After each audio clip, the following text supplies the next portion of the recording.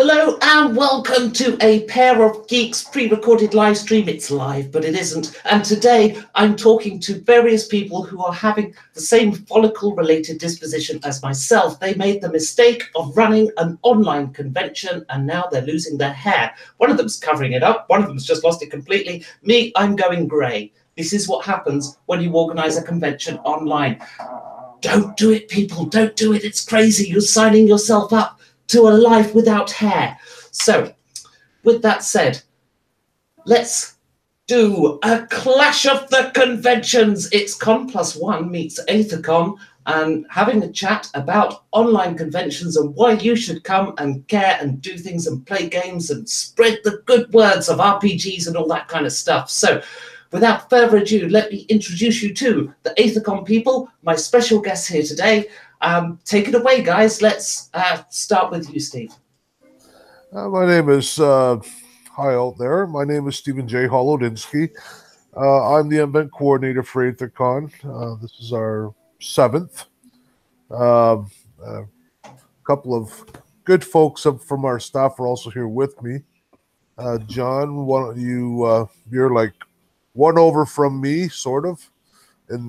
So why don't you tell them who you are?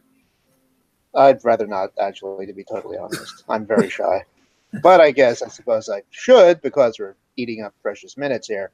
My name is John Frater. I'm a librarian / science fiction writer, and I am also the moderator wrangler for Aethercon 7. I'm the guy who basically sends out all the updates, makes sure the mods know what they're doing, sends them instructions, makes sure everyone gets properly scheduled, and makes sure that the schedule actually goes up on time.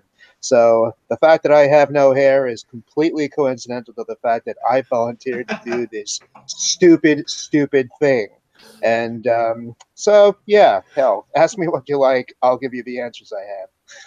And hello also to Chris.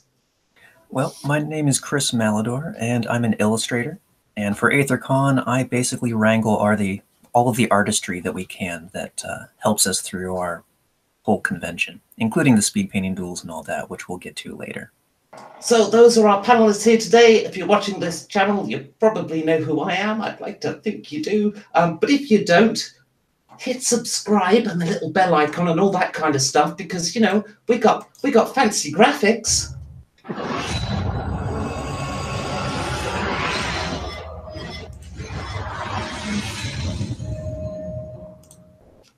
How can you say no to that? So, yes, running a convention. So, just a bit of background here.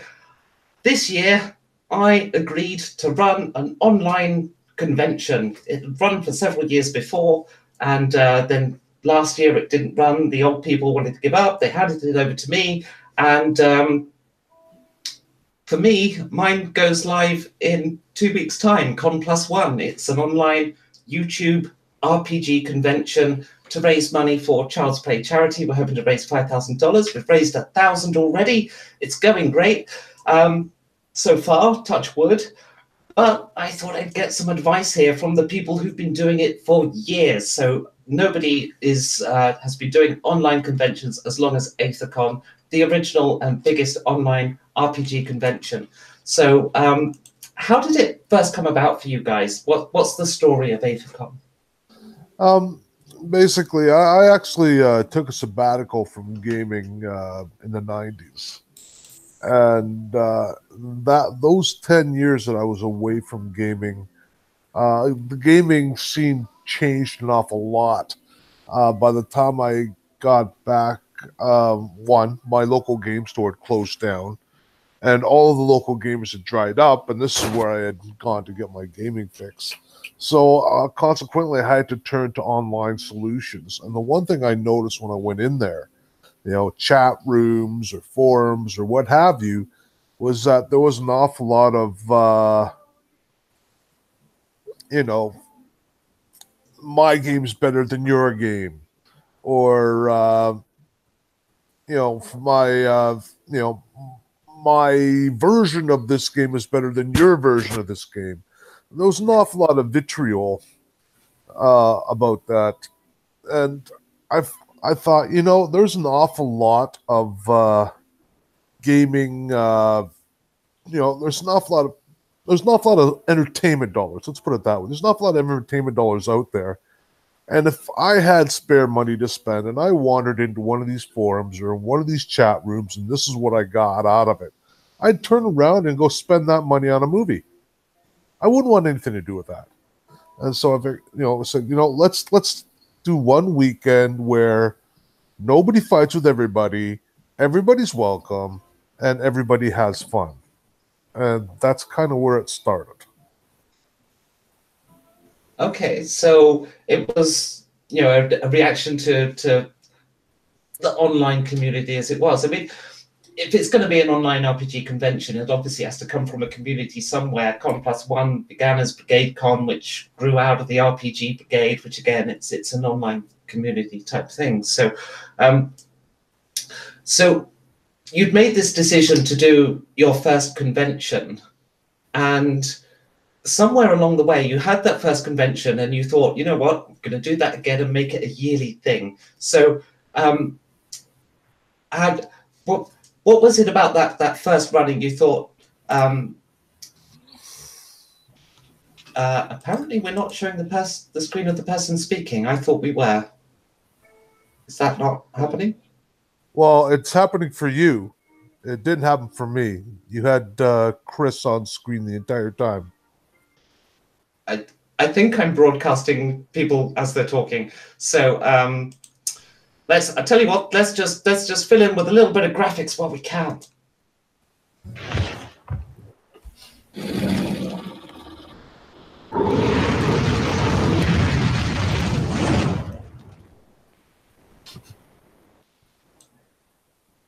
Except I cut them out too soon there, so you didn't quite get the web address. I'll have to put that back on later. But so anyway, going back to my question, you did it the first year, and you decided to do it again.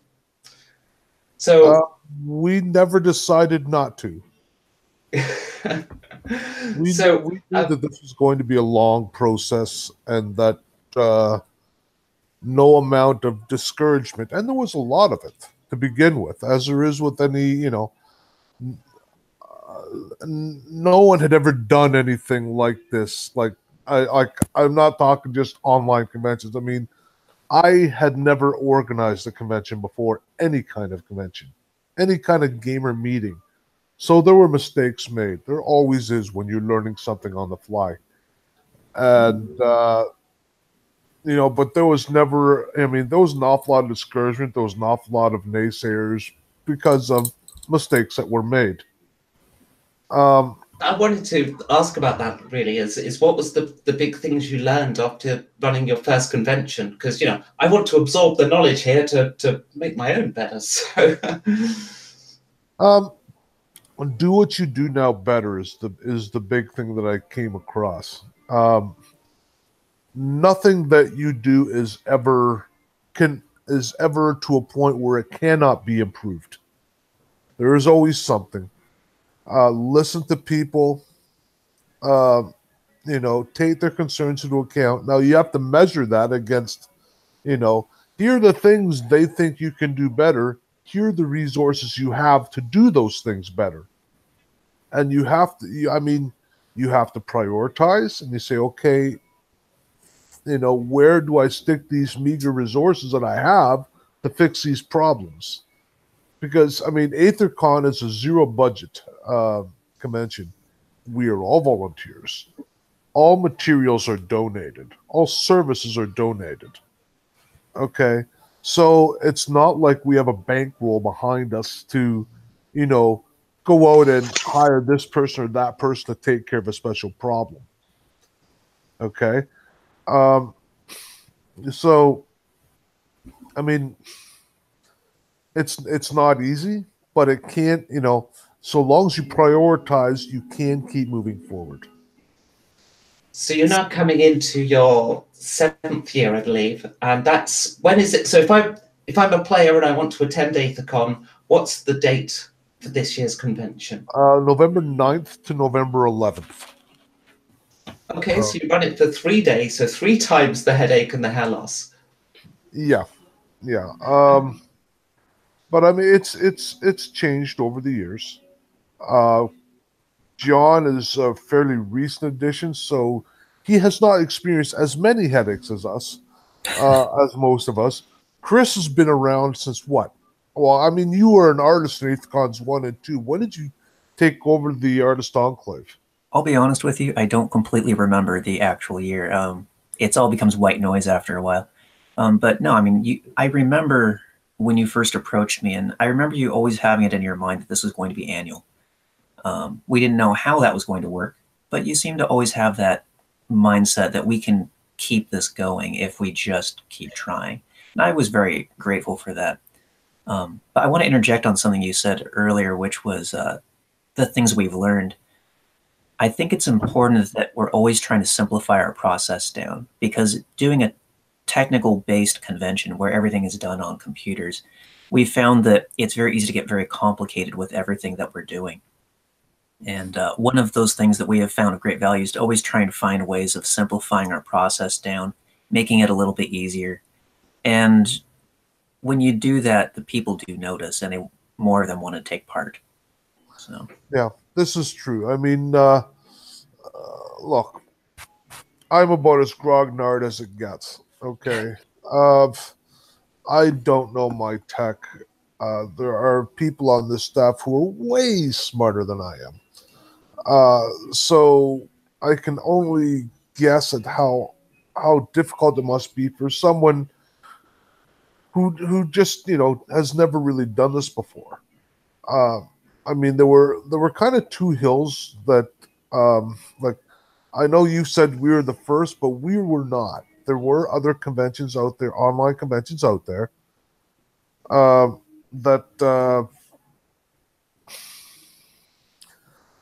were other online conventions out there that existed before us, but there were two big hills that they tended to die on.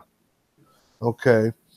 And the one hill was cost, monetary. People did not want to have to pay to do this. Okay. But the second hill, and probably the bigger of the two, was technology.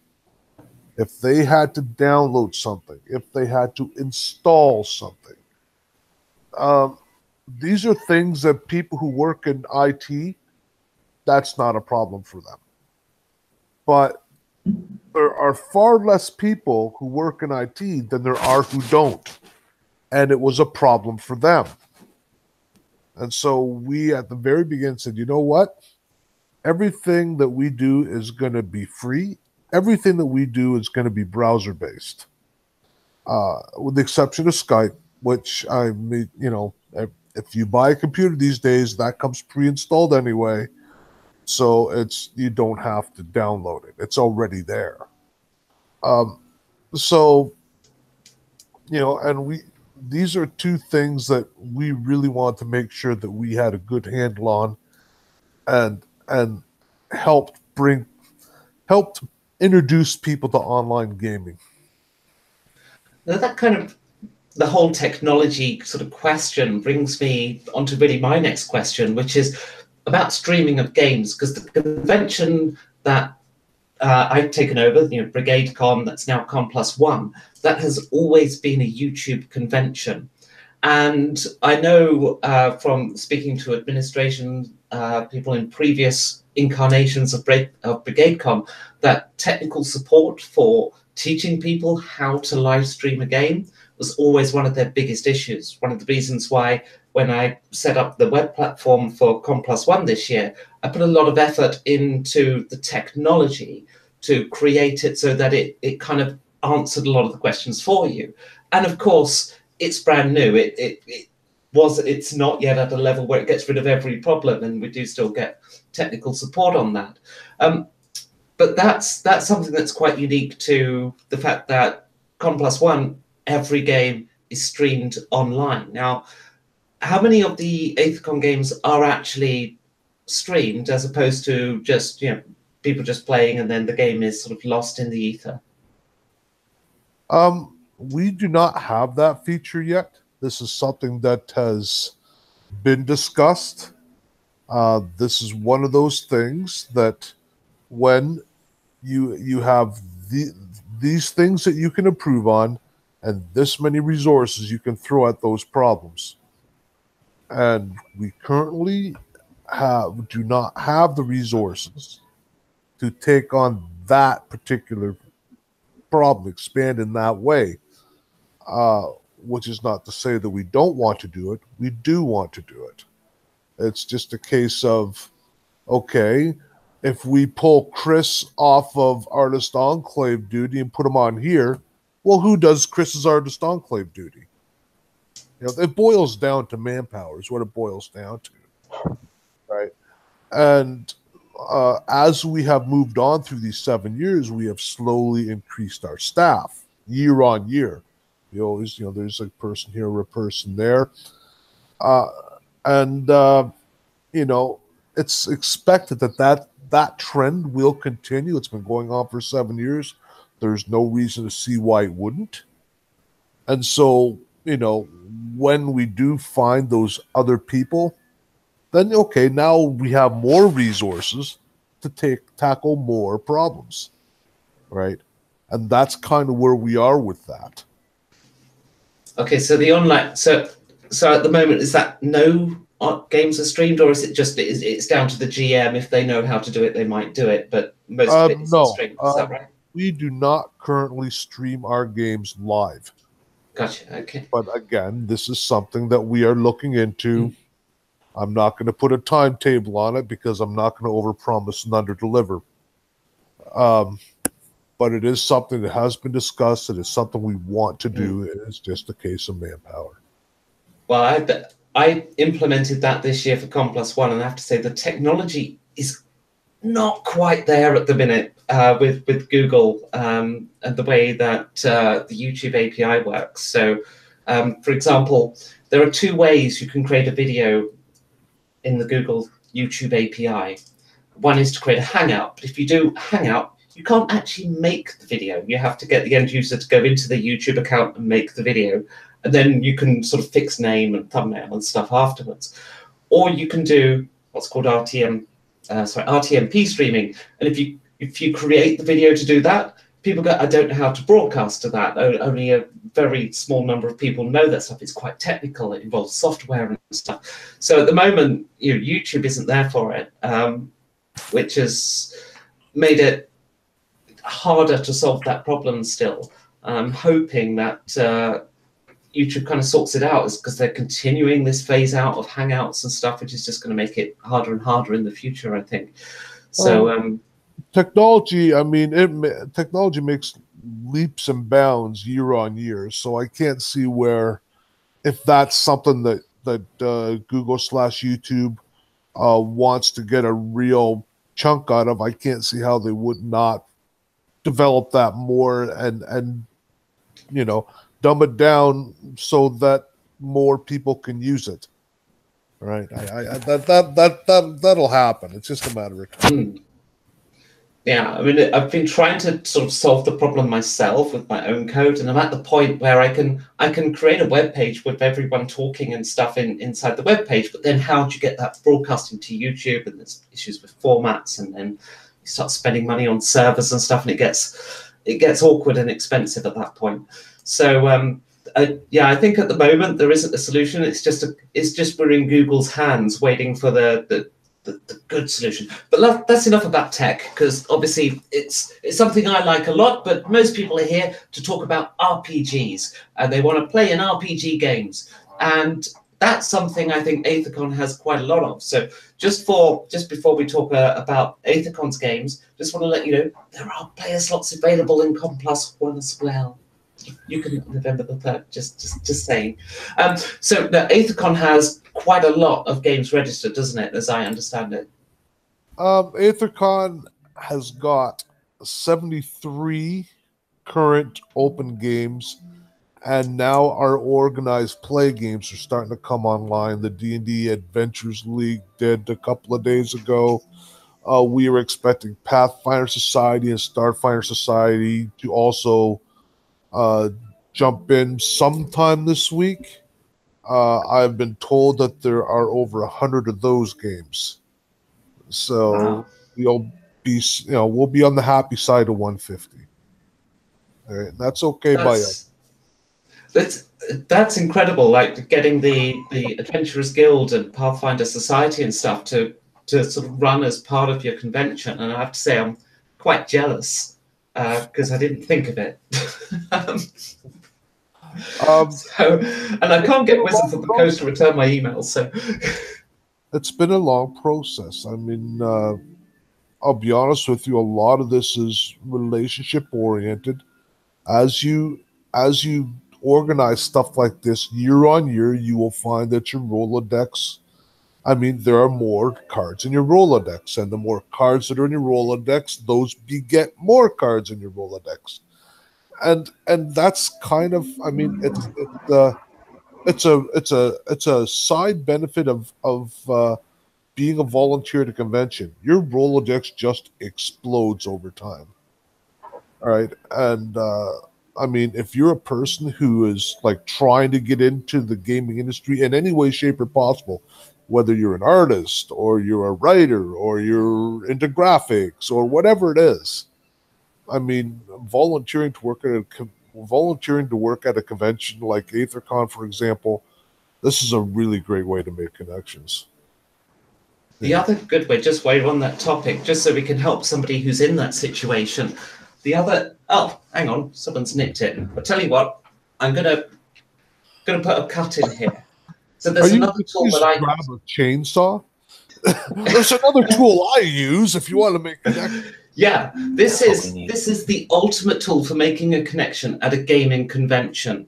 Okay, now what you're about to see is kind of actually it's not bog standard, but it works with a bog standard camera, right? But it's this rig that you put it in, right? Because if you go around a convention with one of them, I'm not, no word of a lie, right? We took this rig because it's just useful at a gaming convention because it's a steady cam, right? So we can go around the gaming halls, we can film, and the other, because I work as a team, the other person's in front of the camera.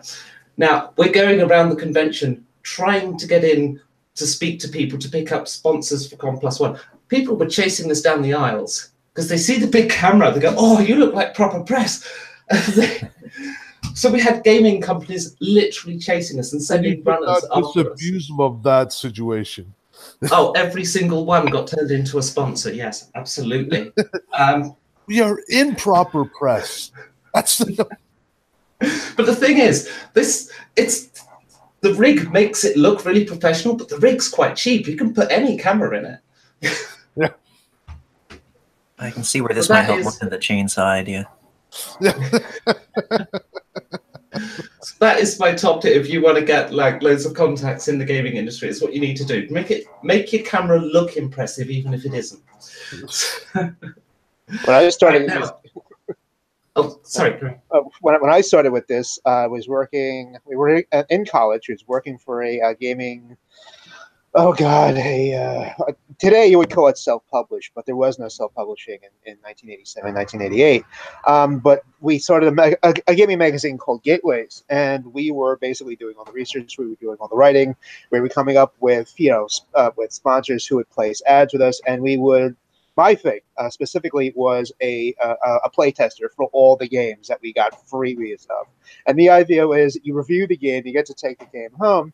And after about 3 years of this and one Gen Con, I had the opportunity to walk around the vendor's room, introduce myself as a writer for this publication, and started talking to the game designers who were in the vendor's hall. And that's how I ended up making contact with the guys at Palladium Books, the guys at FASA, the guys at Chaosium, all these people. And you just sit around and listen to them, write articles, and see what the thing's going on. And that required an enormous amount of spare time, energy, money, and materials. Today, you take your phone, you do the same thing, and you've got your own newsletter on the air in 15 minutes. And it's absolutely mind-boggling because, like Stephen, I was out of it for almost 20 years, and I come back a few years ago.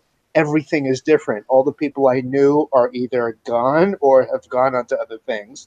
And I'm constantly trying to re-educate myself about who is doing what. All the TSR, the biggest company in the world when we were concerned, back then is gone. It doesn't exist anymore. Its people have scattered to the four winds. It's insane. I'm dealing with these really energetic kids who are half my age, and I'm completely teaching myself how to do this again from the ground up. It's kind of daunting, but it's also kind of inspirational because that's where the energy is now.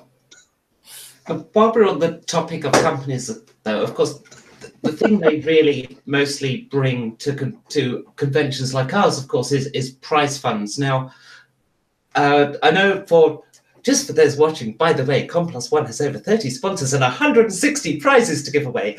Let's talk about Aethercons. What kind of packages have you put together for people, and how do they win them? We have, if I'm not mistaken, 12 different packages. 3 of those are primarily PDF based, and they're like the kind of like the door prizes, if you will. Hold on a second. Aethercon, I believe, has 12 different prize bundles. I'm just gonna scuffle on over here just to make a 1, 2, 3, 4, 5, 6, 7, 8, 9. I think I lost count. 1, 2, 3, 4, 5, 6, 7, 8, 9, 10, 11 prize bundles. Sorry. And 3 of those are primarily PDF based. They're more or less the door prizes. One is for staffers, one is for GM early bird registration, one's for player early bird registration. But then everything else, all the other ones, they're all physical prize support. We have many signed copies among those. We have an open gaming prize table. If you're in an open game, like one of those 73 I had mentioned earlier, your GM needs to send us a form, who the GMs were, who were his players, and name and email. And then all those names that we get from all those forms, they go into a bucket. And then Sunday evening, we have this after party at 7 p.m. New York. And we pull, for every prize in the Open Gaming prize table, we pull out one name. And then we run a draft after Aethercon and the weeks after Aethercon. Okay, you are the first name drawn. You have first choice of all these prizes. And then second choice, third choice, all the way down them. We also have an innovation bundle. This targets new publishers or publishers who are releasing a new setting or a new system. Okay, and we have one person gets their name drawn out of a bucket for that, and they get all the things on that. Anvil Alley, that's for people who vote on the. They vote on the Cleric Fighter Wizard Rogue miniature painting tourney. I can tell you about that a bit later. So, because you're doing a painting competition, but at a online convention, and I thought that was quite innovative, and it's an idea I totally hope to steal one day. So, tell me how that's working, because is this a speed painting competition, or is this is my best ever miniature? I've prepared it. Now go vote type thing. Okay, you're talking about the miniatures or the speed painting duels? There are two you have things. Both? Yes. The miniature painting tourney is called Cleric Fighter Wizard Rogue, and we recruit different miniature producers for that. Not painters, but the actual companies. And they give us a painted cleric, a painted fighter, a painted wizard, a painted rogue. Okay? And we put them into groups like you would for the World Cup of Soccer. And they play round robin, and then the winners of those 4 groups, or 16 of them, go on to play the knockout round. And each of the group matches in the semifinal is a different miniature, which we draw randomly. Okay, the group 1, the first group match is going to be the rogues. So everybody puts out the rogues, right? And people vote on those. The attendees. And if you vote in that and you say, yeah, I want to be a part of this prize package, name and email, because we have to have a way to get in contact with you. And then we draw a name out of the hat on Sunday night at the after party. And what I can tell you is that we are at record levels. If I'm not mistaken, we are over 75 miniatures and maybe over 80. I have to double check. But our previous high was 72. So we've already, I mean, that's a lot of metal to get for free. You know, so I mean, by all means, every time you vote, your name goes in there. You can only vote once in any one bout, but there's multiple bouts. So every time you vote and you say, "Yeah, I want to be a part of this," name, email, it goes in there. So it makes sense. And then the prize is the miniatures, is it? Yeah, I mean, you can take a look at the prize bundle. It's massive.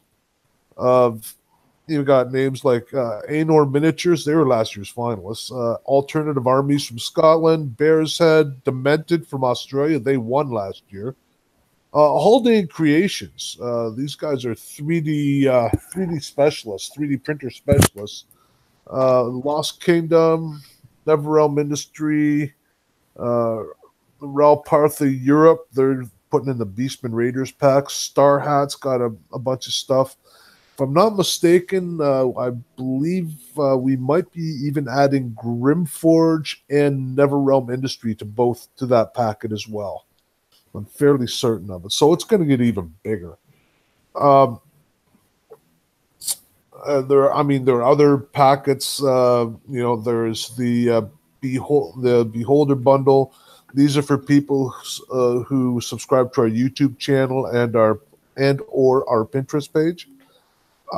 There's also the Convention Magazine bundle. That's one of our real big ones. Chris can tell you more about the Convention Magazine, but there's a bundle attached to that. You download the magazine, again, name and email, goes into a bucket, we draw it out, and there's a lot of good stuff in there as well. Okay, so you mentioned as well speed painting. So because your main painting competition then is companies entering and then giving away what they submit as prizes, but is the speed painting then for just ordinary folks like me to have a crack at winning something? No. That works, or is it something else? Chris, perhaps you could explain what the speed painting duels are. I can do this. So the speed painting duels through this year we'll be running Saturday and Sunday. It's basically a 6-hour window of putting artists, these industry illustrators together, and seeing what they can knock out in these 1-hour rounds. So we'll take a randomly selected topic and put 2 to 3 artists in the same kind of time slot, and they all have that, say, 55 minutes to an hour time limit to do their best version of whatever that topic is. And each session is moderated by industry art directors, so people can promote, they can talk shop while they do this, and it kind of feels like the classic drink and draw that so many artists enjoy at their conventions. Now, at the end of that respective day, we have a voting session where people, the general attendees and whoever else, can log onto our website and see all of these paintings from the day, vote on their favorites, and so on. And we even have a prize bundle associated with that as well. So it's just one more interaction method of getting people to enjoy really the whole market of role-playing games, art included. So does that mean that we get to see them actually create these paintings and watch them do it? It's all streamed live via YouTube and all that, and people can log on there and see as we rotate through the screens and just really watch the creative process, because so many of these artists work so differently than one another. And if you're an illustrator looking to learn the trade a little bit better, or even just see how others work, there's a lot of value in that. Okay, so if that's the speed painting, in my mind, I had that down as what the Artist Enclave was. So what's the Artist Enclave? Well, this is certainly a part of the Artist Enclave, but the broader picture is the artists, well, I'm usually wrangling artists really year-round, and a big part of that is the wallpapers. Now, we run a media and download page on our site, and wallpapers are a part of that. So we get together a collection of highly skilled illustrators, and they will illustrate a picture for us. And during the summer, running into pretty much now as kind of the end, we release on a weekly basis these illustrations for download. And we had a really great crop this year, just 12 really solid, artists who it's no surprise that they are well in demand by these companies. So we're very grateful to have had them. We've I'm just going to mention a couple here. I mean, you've been doing this for quite a while, Chris. Will O'Brien has been with us since day one. David Michael Wright's been with us since, I think, Aethercon 2. I believe so. But recently we've also had, we had Dion Harris and Colin Chan both joined in the same year. So I think, and they've been coming along really well. Eric Messenger is also another one. And Bruno Belixa.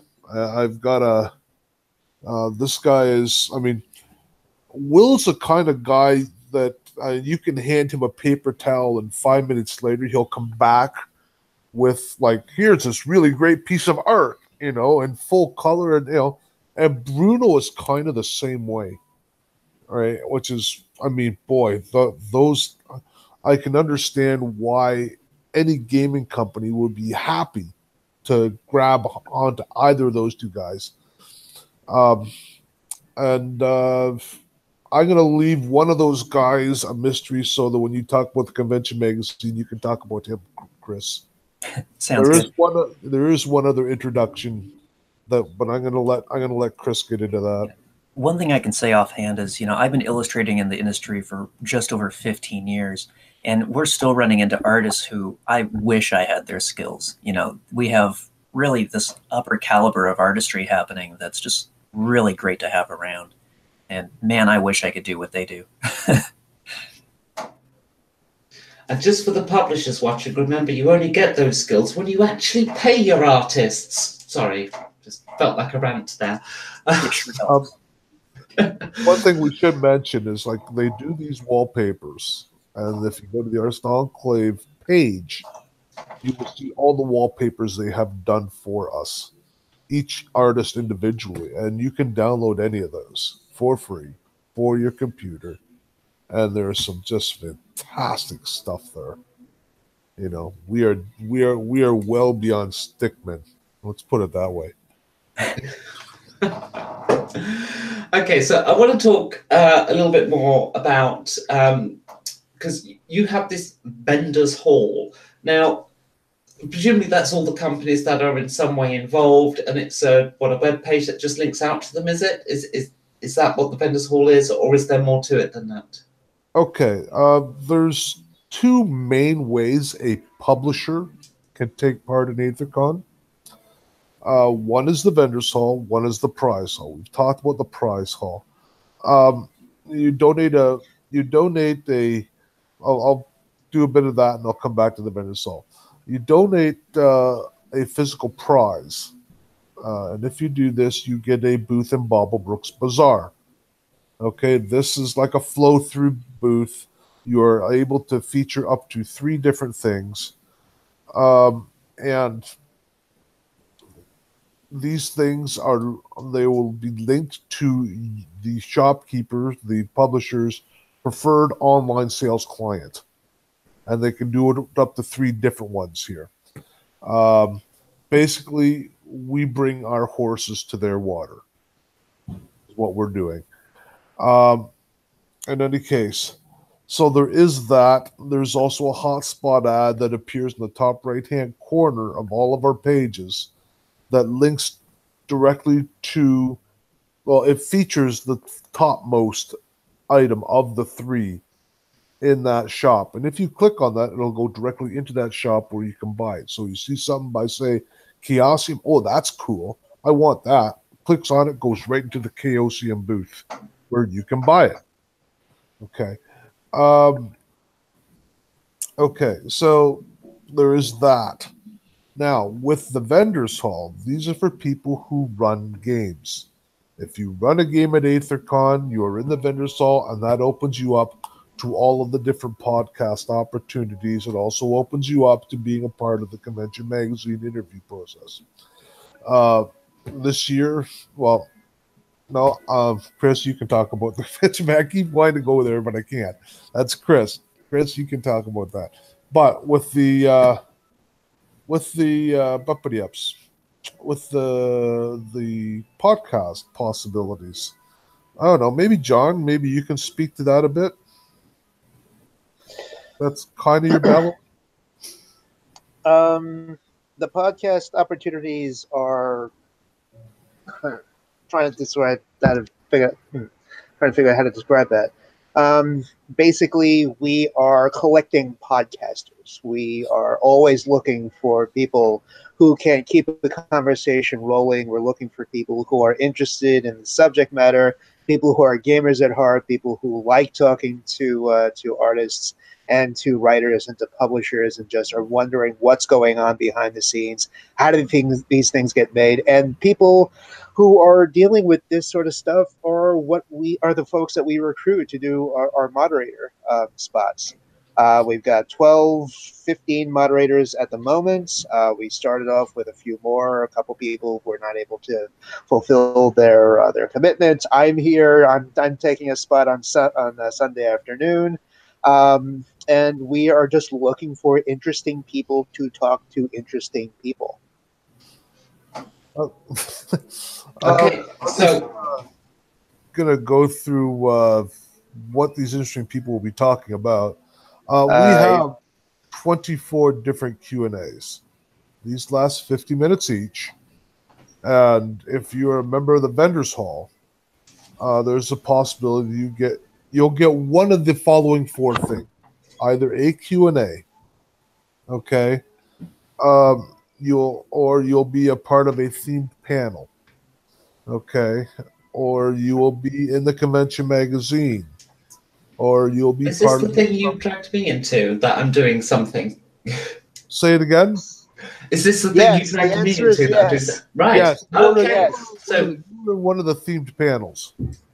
So, okay, look, this seems to me like a perfect time to put a graphic on screen. So this seems to relate to Pair of Geeks. So Pair of Geeks are going to be at Aethercon, and I'm in whatever they're talking about here. Let's have a graphic. Okay, actually, you know what I can do? Just give me a moment here. And then maybe slap it up on screen and that panel is taking place Sunday, November the 11th, between 3 p.m. EST to 4:20 p.m. EST. So that's New York City. So count ahead 5 hours for the UK. Okay, so I'm just going to get that graphic on screen now. So there we go. So technology and tabletop, how the computer has changed tabletop RPGing. That's what you dragged me into. So I'll be there talking about that with Justin Mason from Paths to Adventure, Chris Hunt from D20 Radio, and Rodney Sloan from Rising Phoenix Games. So I'm sure they're very well known and famous people just like me. And you can tune in to all of us talking about whatever that topic just was. I did a Q&A. I did a Q&A spot with Rodney Sloan last year. He's a lot of fun to talk to, and he really knows the subjects. Yeah, maybe have to do Rodney some reading up first then. He is a game publisher and an IT professional.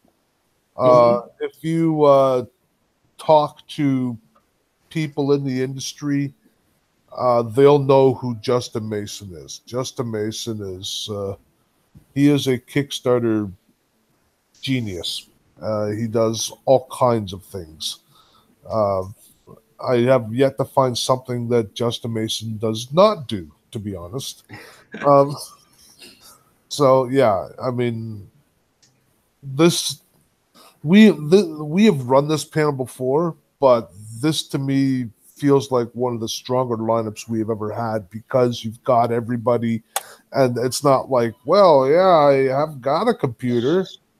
You know, Yeah, I mean, I do come with some credentials there myself, so but I won't brag too much about me because this is my channel and they already know because my audience here are used to me just, I don't know what is there it is I do on this channel.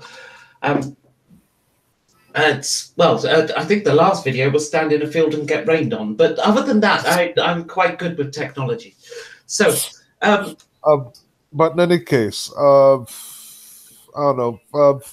I guess I'll mention, unless you've got that list in front of you, John, you want to mention a couple of the other panels that we're running? We are running, we've got one of the older panels, how to create ambience at your table, all about the structure of gaming, magic item design. We've got what makes a good town, which I've always found interesting from a pure nerd point of view. Life is a Hired Gun, which is about freelance RPG writing, which I wish had existed when I was still actually writing games in my early 20s.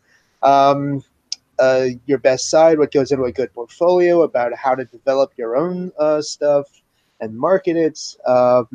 One Stop Shopping, how to design the multi-genre RPG. Aishan Sherwood's going to be working with that. And let's see, one more. I said that already. Plans Within Plans, putting intrigue, conspiracies, and subterfuge in your campaign. Everyone likes subplots and spies. They're always fun. They're always good. Yeah, I will say this. One of the guests on that particular panel is none other than Jason Hardy from Catalyst Game Labs. And if there's something that Jason knows about, given the fact that he's a line editor of Shadowrun, it's subterfuge. All right, so I'm looking through the list of things at Aethercon to see if there's anything we haven't spoken about. And actually, I think we pretty much covered it so far. So I wanted to talk, though, about just a few other random ideas and things that aren't features of either of our conventions. Now, there is one thing that I did want Chris to talk about, and that is the convention magazine. Sure. Well, I mean, we're kind of in production right now of that, but on Halloween or whereabouts, we release the convention magazine, which gives a fantastic little walkthrough of not only our various halls, the vendors hall, my own artist enclave, and all that. We've got interviews, Q&As, and the such. Our cover this year is done by the artist Stephen didn't want to mention earlier, but that's Nicola Mercia. I'm terrible at the pronunciations, but he came out of nowhere this year for us as an illustrator and just blew it out of the park with fantastic illustration. And we hope he sticks with us for quite some time. I'm going to put up, I should have been doing this while you were talking. You could tell I am not a good producer at all. Sorry. But this is what I'm going to do. I'm going to drop wallpaper artists. Nicola. I'm going to drop the piece of art in the Facebook page that the cover will be based on. And this is a thing that earned Nicola an interview in the convention magazine. It's so cool. On top of all that, he's just a nice guy to work with. So he's an all-around nice guy. I personally enjoyed working with him. He was very easy. Wrangling artists all the time, you get an idea for who might be easy or tough to work with, and he shined through the top pretty quick. Okay, I'm just going to bring that up on screen now. So this is the piece of art we're talking about. So exploding rats, exploding bloody rats. That's just sickening, that is. Noikal Neves talking about Muck Rat Smacker, Goblin Anarchist, Mad Bomber, connoisseur of the finest in dead rodents. So there's our desktop that was just being referred to. So what I want to talk about now is some random things. Well, at least one random thing, because I tried to do something this year and it didn't quite work out. What I tried to do was an RPG World Championship. And I got the idea because I know it's happened at Gen Con before, which I've not attended, but for the last couple of years, I've attended the Cthulhu Masters role-playing tournament at UK Games Expo. Even I've won it and been a finalist and stuff because I'm an amazing role player. But the idea of tournament role playing is something that's kind of, it's on the fringes. It's happening. It's a thing. And I tried to introduce it into Con+1 this year, and unfortunately, there was it didn't get received terribly well. And I think it you know, as an idea, it became dead for us when one of the I suppose you would say, how would you describe it? A key influencer made quite a negative video on the topic, and that kind of killed the idea dead in the water. But where do you guys, or what are your guys' thoughts on doing things like tournament-based role-playing? Where I don't know if you're familiar with the concept at all. Well, it's one of the things that that's one of the mistakes that we made with Aethercon 1, basically, was we tried doing the same thing in the first one, as we thought that, hey, you know, this is where the scene is at. I had been away from the scene for 10 years, and at that point, when I came back, and I thought that, you know, this would have still been a thing. We found that tournament play, now, I'm not talking about esports here. That's something else entirely. What I was talking about was, if y'all remember, the RPGA, Role Players Game, Association, the kinds of tournaments they ran.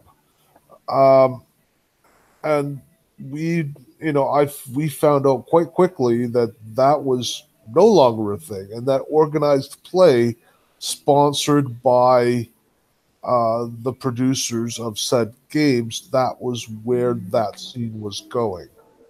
Okay. You had Pathfinder Society a few years later, then you had D&D AL, Starfinder, of course, launched its own the Cult of Chaosium has launched that. Castles and Crusades, I believe, has something, but that's kind of where things are going in that regard. I think maybe it's possible that the publishers want a little bit more control over that, and maybe that's why they've gone in that direction. But we got bit in Aethercon 1 doing that, and we said, nope, that's not happening twice. Yeah, I can relate to that, but unfortunately, it's a bit of a shame, as I say, because like I attend an RPG tournament myself, the Cthulhu Masters at UK Games Expo, and the second round and beyond, where the casual, it's wrong to say casual players, but because I think that's unfair, but well, I've got casual players, some of whom are brilliant, but if to get through to the second round of a role-playing tournament, the quality of the role-playing obviously is much higher, because you've only got one person, or I guess possibly two people from each table going through. So in the second round and beyond, you're playing against some really good role players. And some of the most fun role-playing I've had has been in tournament play in the second round and beyond. And it's almost a shame to me, having experienced that. But I guess because it's hard to get through to the second round, not many people have. So understanding just what a difference it can make to the game being played is, it's I suppose almost too exclusive for the idea to spread. That people simply didn't sign up to play it. Mm. They simply. Our problem was GMs. People weren't interested in taking part as GMs, and that of course meant we could, because we had a celebrity GM agreed to do the final, but we couldn't get the qualifying games. Play down GMs. Well, I mean, you and I have talked about this before. There's no secret, and there's nothing you can buy off a store shelf, pour into a pitcher of water, and then all of a sudden, boom, there's your GMs. That doesn't happen. Okay, it's a long process. It's all about developing relationships. There is no quick fix there. And it is what it is. I mean, that's why you have to stick around for a long time. If you're out there and you're wanting to do one of these things, you're saying, "Hey, man, I'm going to do this, and it's going to be great off the first year." You're probably going to find that you've wildly overextended your expectations and wildly underextended the amount of work you're going to have to do. Okay. Well, I thought we'd carry more from Brigade Con, actually. I mean, just in terms of Con+, I mean, we've got a reasonable number of games, but it's not as many as the last Brigade Con, which was over 50 games. But I think it's a strong start in terms of if we think of it as a rebirth for Con+. Oh, we're talking about Con+. You know what that is? I could put a graphic on screen.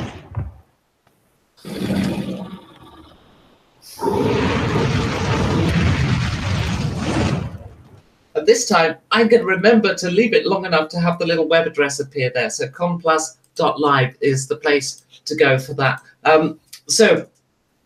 If I think about Con+ as like it's rebirthing now, then that's definitely a good, strong start. But if I think of it in terms of carrying on from Brigade Con, then it's definitely not, because there's less games than the last Brigade Con, but I'm less panicking over it now than when I was speaking to you last. Now I need players. Come along and join our games, folks. Sorry, go ahead. You're about to speak. Well, I mean, I was just going to accentuate it's not an easy thing to do, and it's not something it'll be an overnight success. You definitely have to build. Uppity-uppity-ups.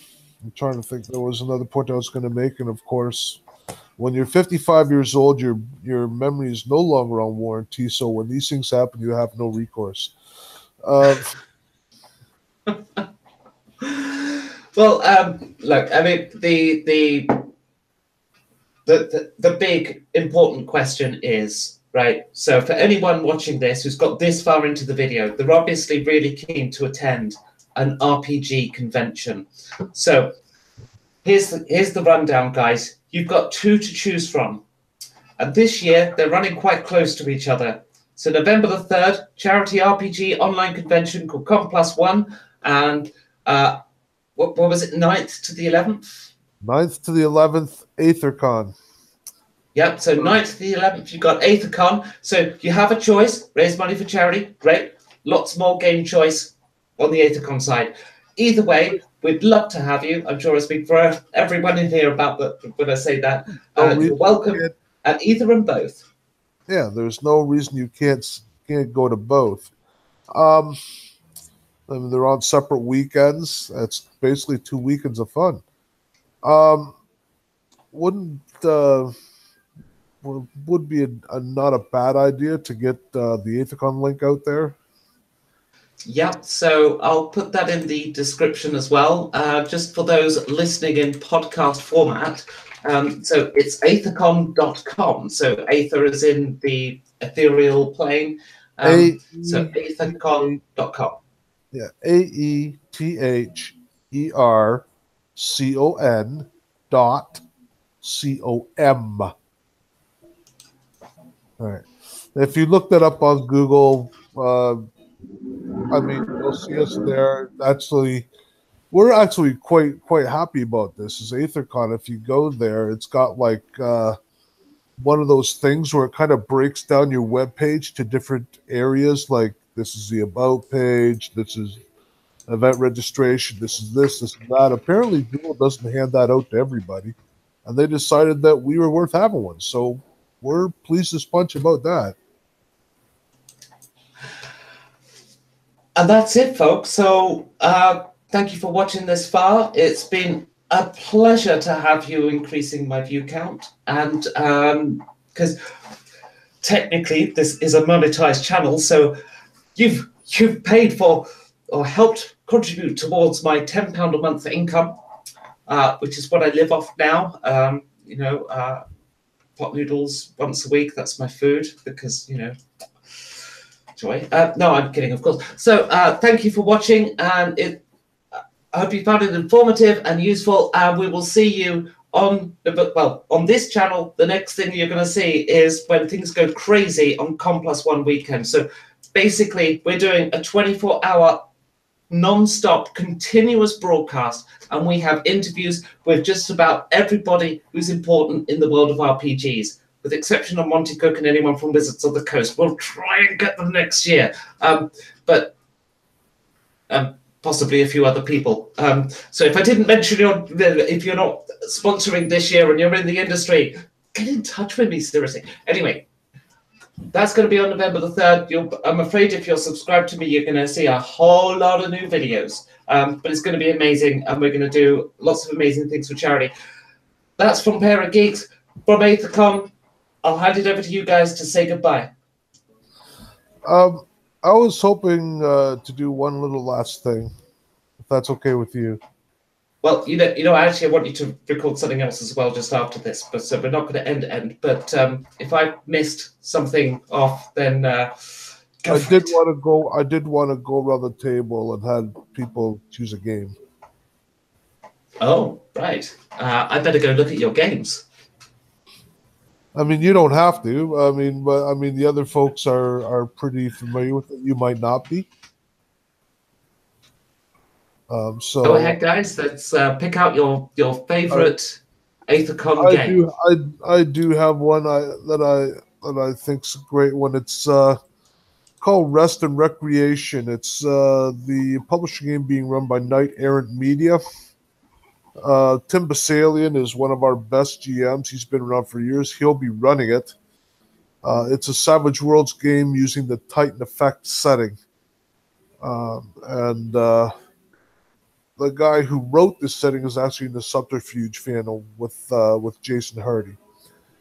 It's definitely worth sitting down to. There's a couple of spots left. It runs Saturday afternoon from 2 p.m. to 7 p.m. EST, so that's a 7 p.m. start for the UK. It's a really cool looking setting. I've taken a look at it. It's neat. And how about you, John? What's your pick? Your game pick for Aethercon? I'm embarrassed and ashamed to say that I don't recognize a lot of this stuff. Because, as I said, I have been out of gamings for a very long time, but there's a lot of Pathfinder stuff and some Starfinder stuff, and I'm actually quite down with those systems. My kid is very much into them. I think that it's a lot of fun, and I don't think you can really go wrong by joining any of those bits. And how about you, Chris? I'm sorry.